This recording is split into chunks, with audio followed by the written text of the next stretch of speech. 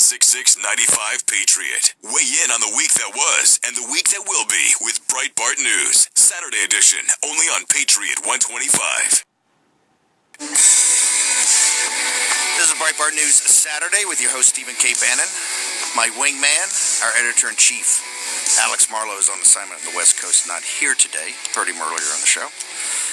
Here on Sirius XM 125, the Patriot channel, our number is 866-95-PATRIOT,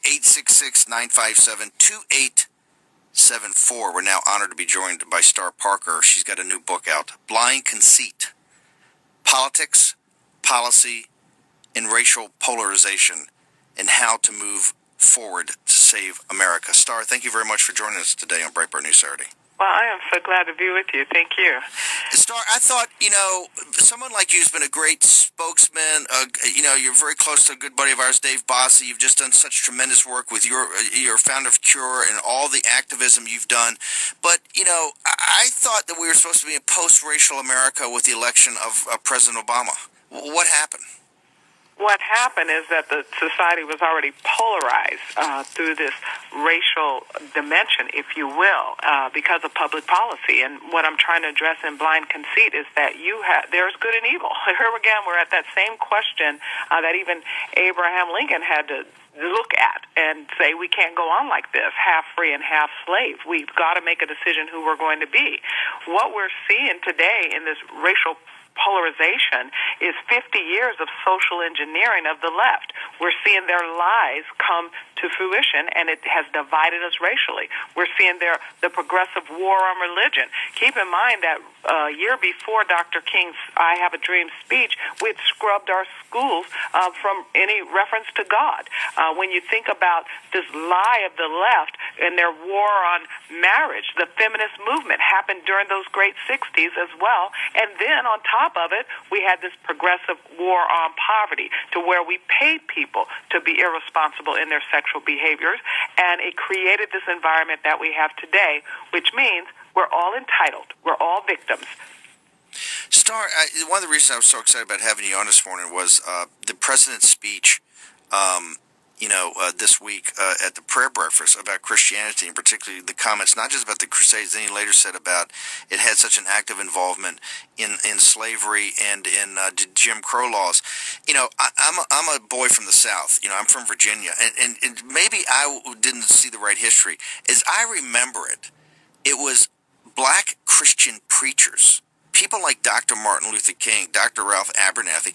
It was people like this that were actually engaged in the Christian churches in the black community that were the leaders of the civil rights movement. And particularly, they took the Christian belief of passive resistance, of not striking back at your enemies, of Christ's teaching of not an eye for an eye, but to do, and it was through their example that the nation saw, not just the wrongs, but the way they galvanized the country because the way they comported themselves to Christian teachings. How did what civil rights movement did the president look at to say that it actually? I'm sitting there going, it's bad enough that he's like saying the Crusades were not a response to Muslim jihad, back in the 10th century. Yeah. But then he says, is he rewriting history, or were my lying eyes not telling me what I saw as a kid? Right. He's rewriting history because not only, as you're pointing out, was Dr. King's movement a movement of repentance and revival. This new generation wants revenge and redistribution. Not only was it Dr. King and many other preachers who led us to a moment in our history to point back to the founding documents. He used a Bible symmetry. He used the Declaration of Independence. But it wasn't only him. It was a whole lot of white folks that were down there, too, that were Christian people that said, wait a minute, guys, we can't have a divided America. We can't have laws on the books that exclude some when we have a declaration that says that we're all created equal and endowed by that Creator with certain inalienable rights. And amongst these are these particular rights, as we know. Not only did he exclude that, but he also, when he pointed to slavery, did a disservice to the the country by ignoring all of the peoples that are in throughout that history that kept saying it may be legal, but it's unlawful in God's eyes, that we need to redeem ourselves and get rid of slavery. And after a war and 600,000 lose their lives, God stood up. We knew then that we were no longer going to be that divided country. But you know what? I think the biggest violation was that day. I was there, and I'm gonna tell you something. What the president you were at the breakfast. Okay. And I'm gonna tell you, the biggest violation was that what he did to us was, I would equate to verbal rape. He raped us. He stole from us, because the whole reason for the existence of that prayer breakfast, it's 3 days of meetings. From the evening, then they have a breakfast, lunch, dinner, then they have breakfast, and all these little seminars between. And their whole essence is to bring together the three major religions in the world and see if they can sit down and break bread and come to terms with each other. It is the ultimate of libertarianism, if you will, to say your religion, even your sin, stops at my front door. It stops at my nose. And can the Jew and can the Christian and can the Muslim sit down together and, in their own expression of religion, not kill off each other? That is the only reason they even have this thing. It was incredible that he would look. You talk about the ultimate of blind conceit, that you are so evil, you're so arrogant that you can't even see. The room was full of people from all over the world. They had 130 different nations there. You had half the room wasn't even white Christian. They were all kind of ethnics, and they were certainly a lot of Muslims. We had a situation where it was opened by a rabbi priest, the prayer. They had King Abdullah was scheduled to read the Christian prayer, but he had to go back to his country because of that horrible crime against his pilot. And then they had the Pope even interjected a letter. The King Abdullah was scheduled to be the luncheon speaker. And if you get a chance, you should get those words, because Barack Obama should have just read his words. Barack Obama stole from those of us that were in the room. He stole the momentum in the room. He spoke right after someone gave a tremendous Christian testimony. It was a NASCAR driver who just talked about his own experience. And in fact, he also had mentioned high horse. But this man said, I had to get off my high horse and get on my knees after his wife had been praying for him, and he had a horrible accident. That president, our president, stole from the country. He stole from the world a moment in history that we could unify, and especially during this time.